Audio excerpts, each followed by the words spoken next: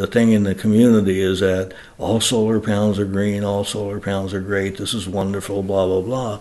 And when you start educating people that no, it's not true, and people freak. That's the voice of Pete Gregson, president of Advanced Power, Inc. He's installed multi-megawatts worth of solar panel systems over the last 3 decades and worries the mounting political and social pressures, which are painting solar panels as environmentally friendly, could backfire on the industry. Here inside his 10,000 square foot warehouse in Ukiah, California, you'll find row upon row of solar panels. Some say that's a great sign for the environment, but he's not so sure. One of his reservations stems from the lack of regulations for solar panels as they reach end of life cycle. At the end of life cycle, that product, that component will be a liability. And that really isn't addressed in this industry. Additionally, there are no requirements to label panels for toxic components found inside some modules. Toxic materials such as arsenic, cadmium telluride, hexafluoroethane, and lead to name a few. And he's not the only one with such concern. Welcome to San Jose, California, home to the Silicon Valley Toxics Coalition, or SVTC. This nonprofit advocate group agrees there hasn't been a concerted effort to expand awareness on the dangers and potential hazards of solar panels. Enter Executive Director Sheila Davis to explain SVTC's goals for spreading awareness about the solar industry. So our major goals for the solar industry are that they take back and recycle their panels, that they reduce the toxic chemicals that are used to manufacture the panels, that they actually have green jobs, not only when the panels are installed, but throughout their supply chain. And then, of course, we want transparency. We want companies that are claiming to be green to be able to prove it. So what should be done with solar panels at the end of life? Do you throw them away? Can you put them in the landfill? Or are you going to get dinged for trying to dispose of hazardous waste? That's right, she said it again, hazardous waste. And that's a problem that will need to be addressed starting with the manufacturing of the panels. Remember all those solar panels in the warehouse? A majority of them came from China.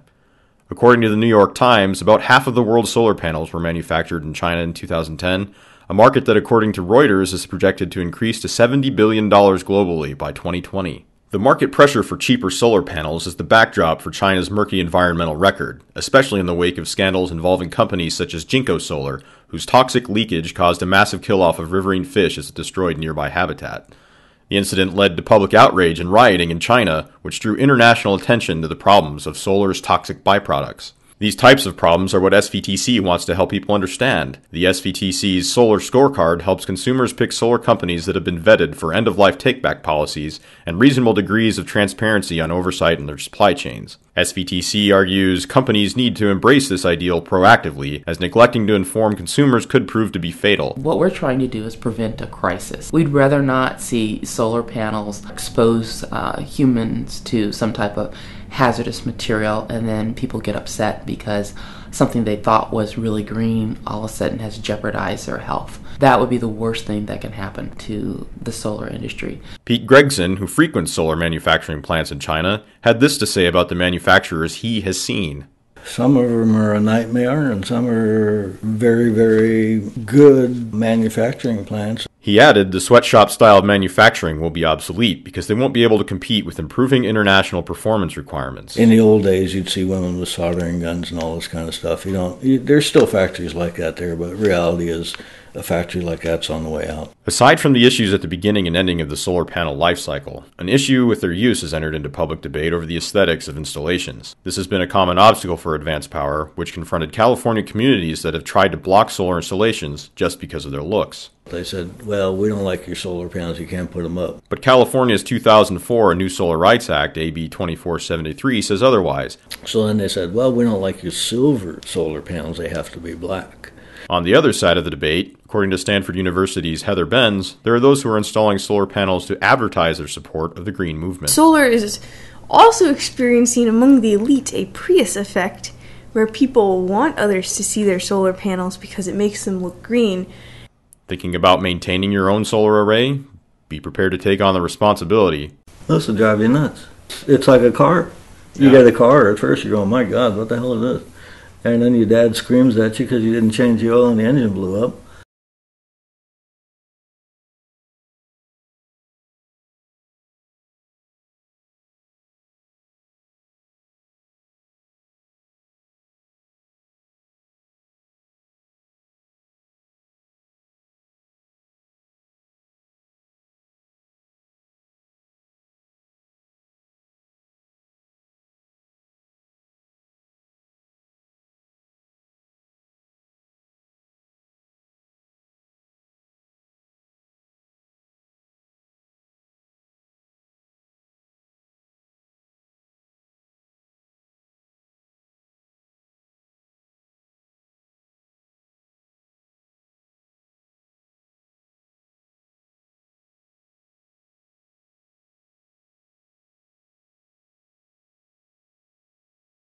It is worth emphasizing that sunlight, while providing its fundamental energetic services, gives blue to the sky and green to the leaves, generates rain and snow, and enables the recycling of carbon dioxide, the life's exhaust.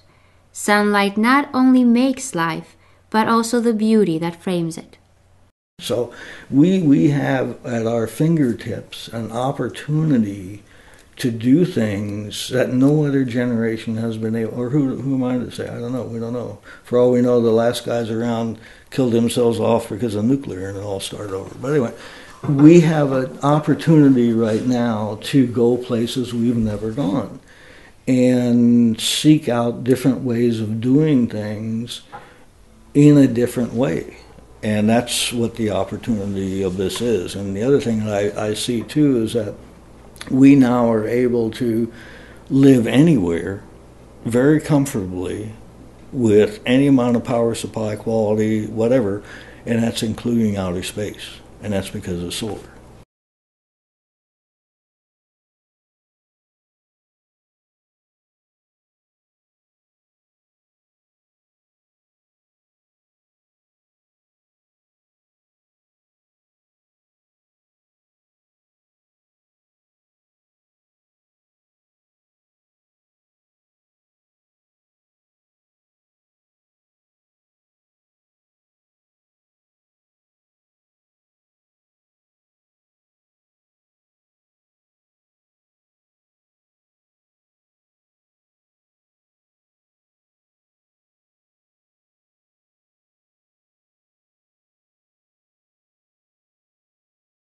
Integration of the average solar flux of 170 watts per meter squared over the entire Earth's surface yields about 90 petawatts of relentless incoming solar power.